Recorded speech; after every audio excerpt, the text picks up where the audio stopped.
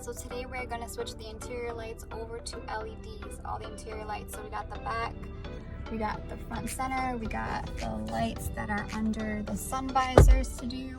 We might try and do the door panels. So this light right here, these are also amber and dull.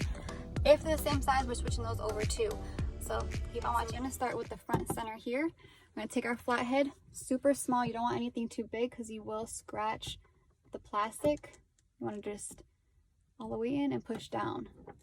You're gonna see our old bulbs. We're just gonna pull those straight down. And then we got our old bulbs.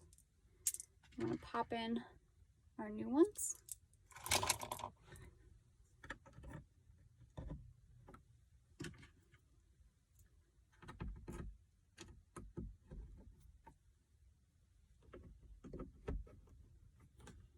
Make sure they're all the way in. You want to test them before, like, see, oh, there we go. Perfect, there we go. So all three are perfect, ready to go. And we're just going to take the cover, make sure these tabs go towards the front, and that's it. On to the next one, guys. When it comes to this one here, there's a tab on the side that you're going to want to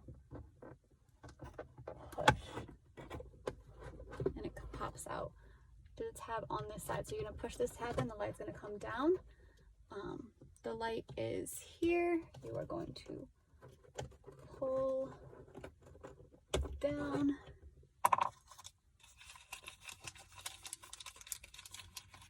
and then pop in that same light. We are going to check it before we seal it back up.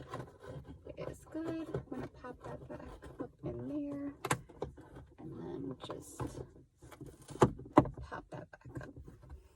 Alright guys, so this was initially the same as the front.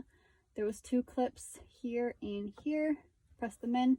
This popped out. There's three bulbs that we are going to replace. Pull these straight out and pop in a new one.